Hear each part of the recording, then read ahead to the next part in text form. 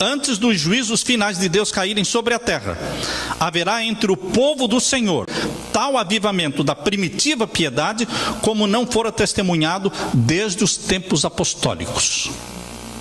O inimigo deseja impedir esta obra, e antes que chegue o tempo para tal movimento, se esforçará Satanás para evitá-lo, introduzindo uma contrafação.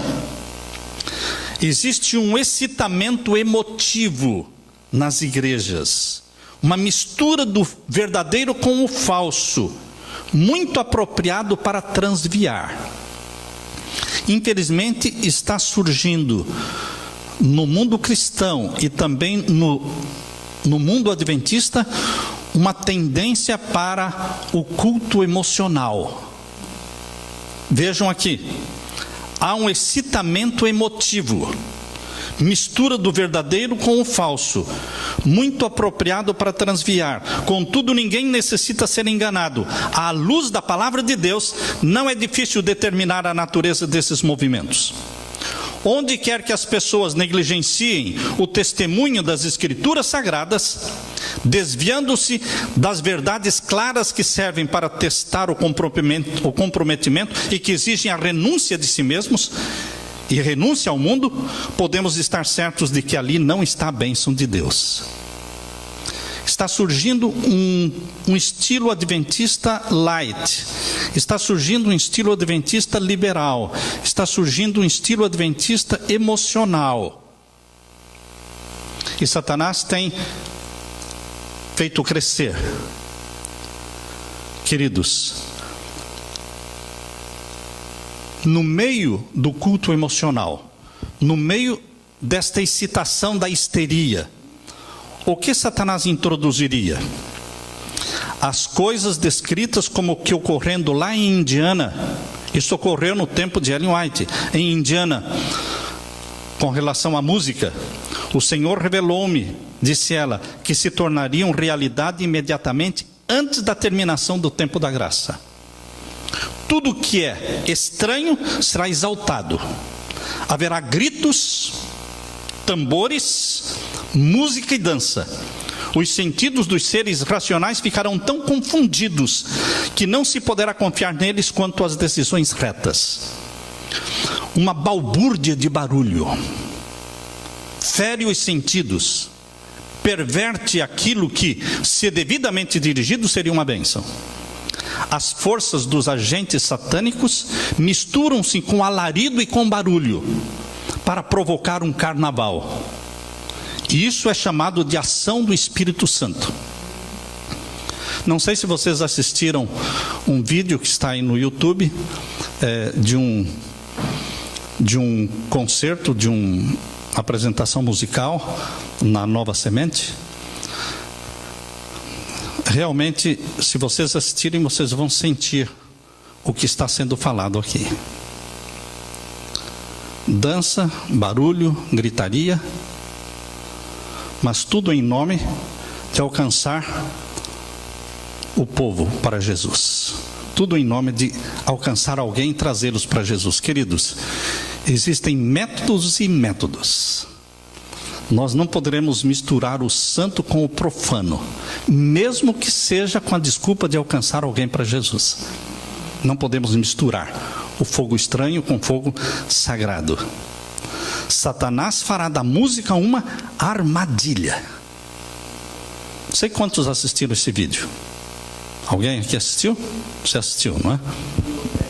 Então, além deste barulho, porque Satanás precisa de barulho. Satanás, ele é percebido no silêncio.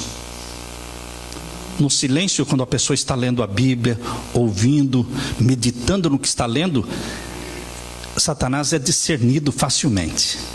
Mas no barulho, na balbúrdia, na confusão, no emocional, no sentimentalismo, ele passa disfarçadamente, sem ser discernido, e ele confunde as mentes.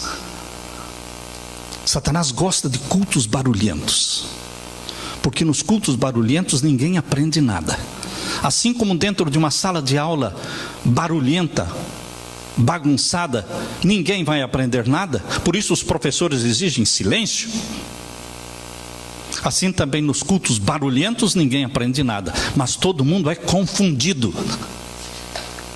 Porque Deus ama o silêncio e Satanás ama o barulho. No meio do barulho surge também o falar línguas estranhas. Isso já aconteceu também no início do movimento adventista. Iniciou uma tendência de falar línguas estranhas. Mas hoje isso está muito comum no meio evangélico. O fanatismo, a exaltação, o falso falar línguas, porque existe o verdadeiro dom de línguas que está na Bíblia, em Atos capítulo 2, que são línguas estrangeiras, não línguas estranhas. Línguas estrangeiras sendo faladas por pessoas que nunca estudaram aquelas línguas, é uma demonstração de que é o dom do Espírito Santo para pregar o Evangelho. Porém, línguas estranhas não são línguas estrangeiras. Línguas estranhas são línguas para as quais não existe interpretação.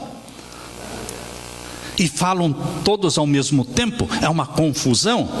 Por isso, em 1 Coríntios capítulo 14, Deus estabeleceu ordem no culto da sua igreja. 1 Coríntios capítulo 14, ali está a ordem de Deus. Mas o fanatismo e a exaltação, o falar línguas estranhas, os cultos ruidosos, têm sido considerados dons postos na igreja por Deus.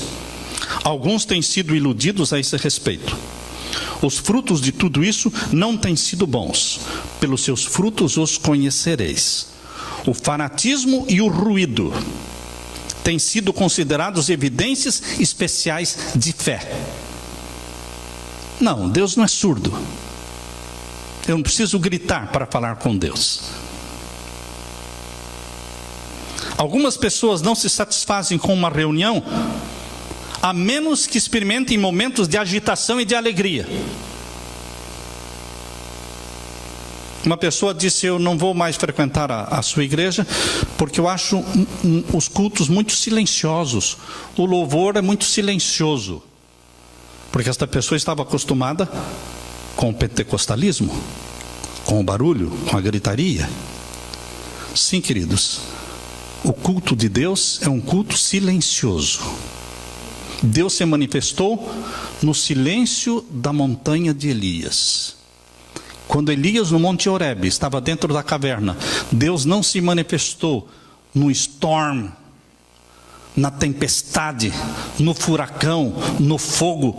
Não, Deus se manifestou através de uma voz mansa e delicada. Quando Elias ouviu aquela brisa e aquela voz mansa e delicada, ele sabia que era Deus.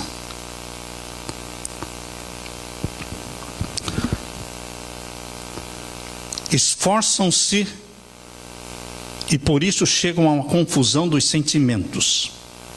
As mais proveitosas reuniões para o crescimento espiritual são as que se caracterizam por solenidade, profundo exame do coração, cada um procurando conhecer a si mesmo e com sinceridade e profunda humildade buscando aprender de Cristo.